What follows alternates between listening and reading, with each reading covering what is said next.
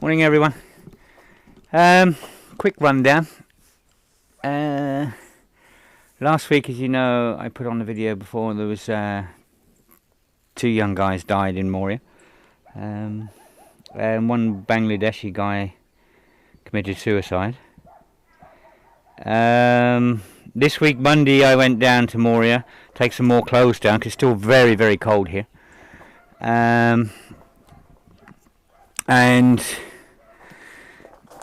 while I was down there, there was a guy died in one of the tents again, and two other guys, one very critical and one bad, were rushed to hospital. I don't know whether the critical one's still alive or not.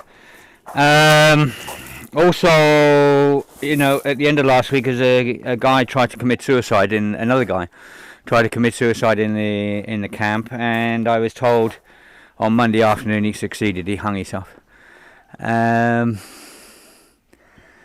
So not a good week. I spent most even yesterday I was in Moria. I was down there, not inside, but I was outside with the lads, giving them clothes and everything else. And the day before and last week we keep taking clothes and stuff down, hot warm coats and warm pads and things like this. The situation is really bad in there. It's and there are still people in tents. Yesterday I brought 4 people up here so they could have a shower. I mean, one is an ex-police officer who ran from his country for obvious reasons at the time. He can't go back. So he's been in Moria for 7 months and he hasn't had a warm shower in 7 months. Very intelligent person, very, very nice guy. And with a big heart. He helps everyone he can down there, and over the last few weeks he's been helping us to dish out clothes inside. Another guy I brought up, I brought in on the beaches here in Efteling a few months ago, almost 3 months ago now, and he hadn't had a hot shower. Not just hadn't had a hot shower, I mean, a lot of the times the water's not even running. I'm going to put a couple of videos on later. Be careful of one video I'm going to put on. If I'm not too sure whether I put it on yet. It's about the young guy trying to hang himself. It's not a good one.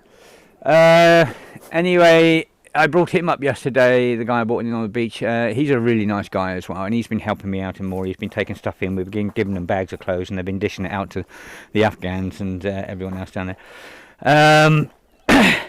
And a Syrian guy. When I brought him back here yesterday, he's very well educated. He's very smart and everything else. And to live in a tent in those conditions down there for him, if you look at his fingernails and everything, he's been brought up very well. And he's living on the floor in a tent, freezing cold. And so we decided to bring him up. And he's not too special himself.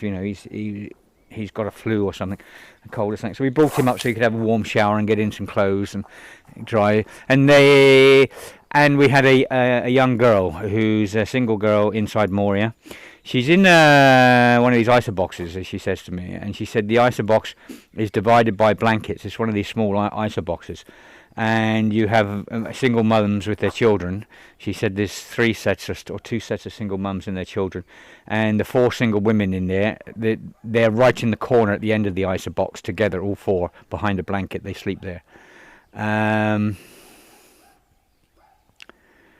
Absolutely incredible. I mean, the single women shouldn't be in there. She said there's no security. Men can walk straight into the ISA box. There's no security or anything like that. There's no locks on the door. Lucky enough, there's a lot of good guys down there, like the guys who brought up yesterday, and they're doing their best to look after the women and everything else, and try and law and order themselves down there. So we brought her up here. We're trying to do something for all of them, but her especially, she shouldn't be inside Moria. Single women shouldn't be in there. They're vulnerable and everything else, especially young single women. Definitely shouldn't be in there. So we try and get her out. They should be in Karatepe, or they should be inside Pitka, or in one of the hotels or something.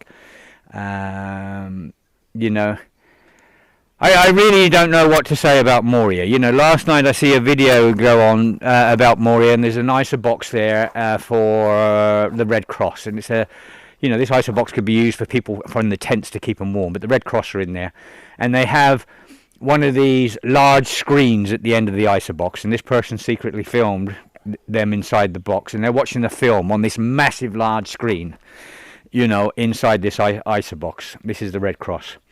You know, I mean, the price of that screen alone, when people are suffering 100 metres, 200 metres away in tents, freezing cold and actually dying, and they're sitting there enjoying a bloody great film on a massive great screen in an ISA box, it to me is absolutely fucking disgusting. Yeah.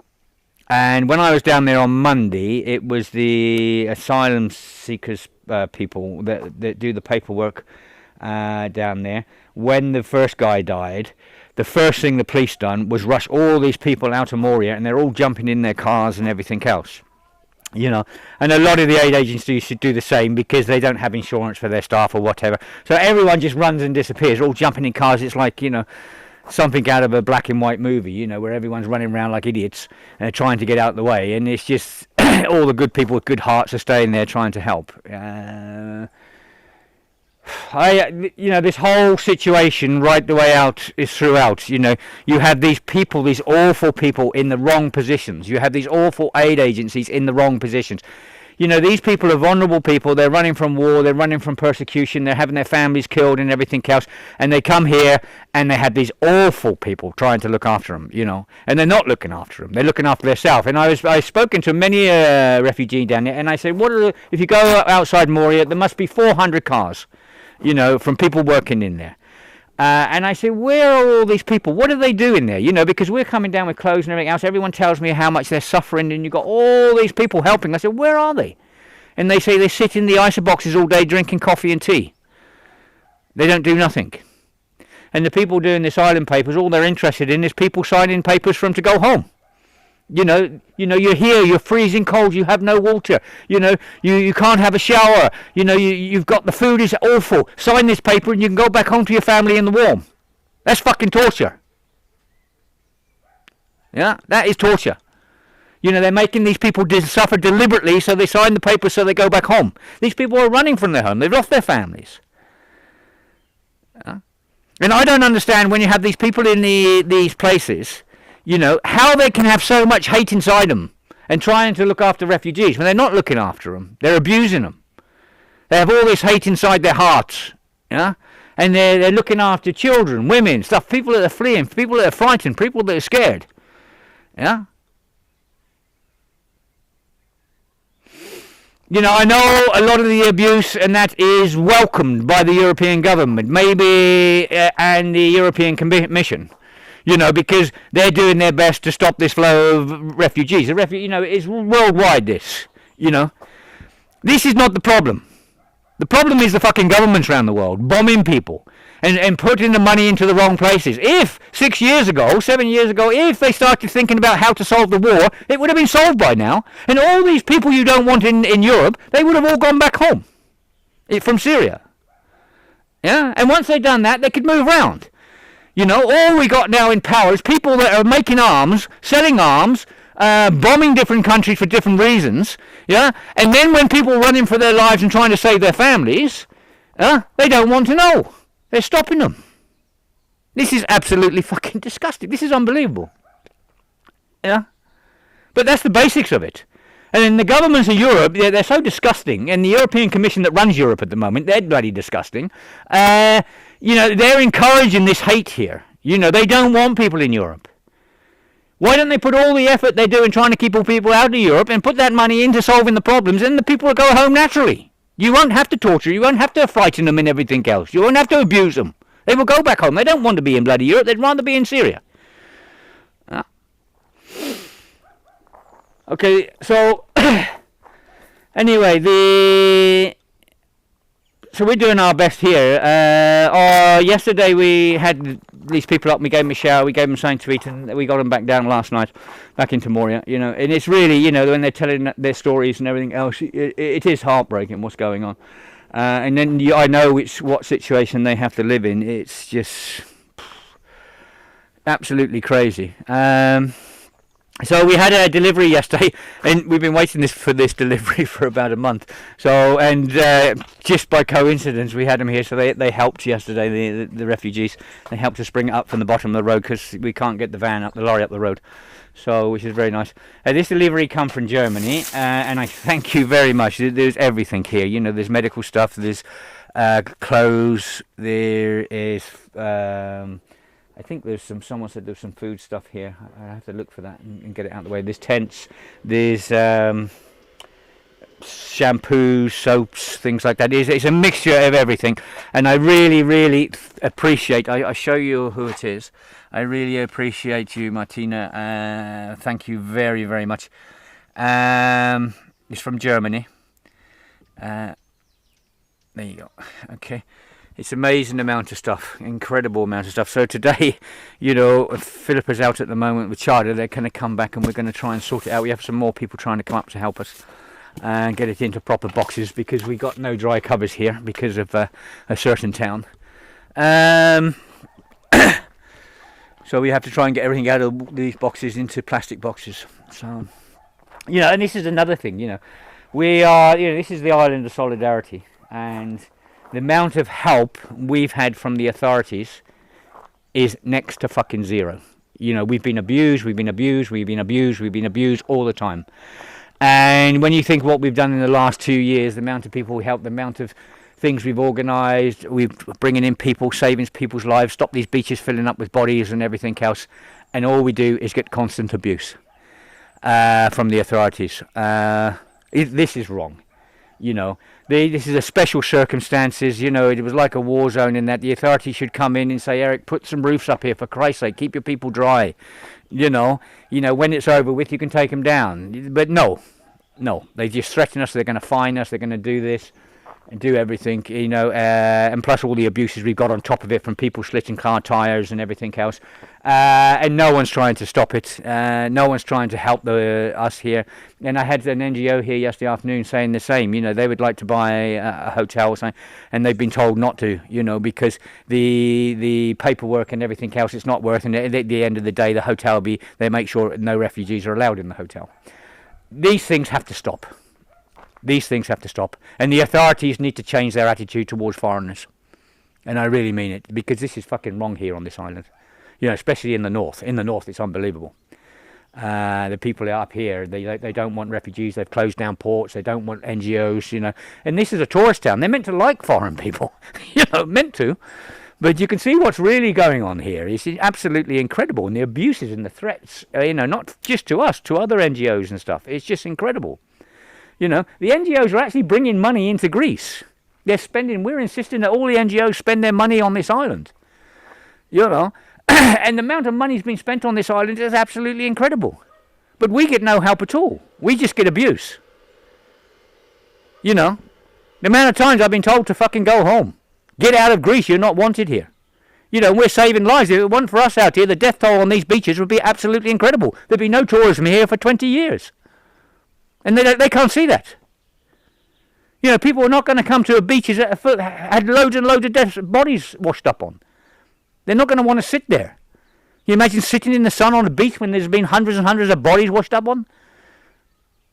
There's something wrong mentality. You know, the people out here, the NGOs and everything, they've done so much, they've done so good. They're the heroes. You know, and we've even got Greek NGOs. They're even getting abuse. Yeah? They're told they're not wanted. There's something very, very wrong, something horrible and disgusting and evil here. Well, right, that's my rant over with.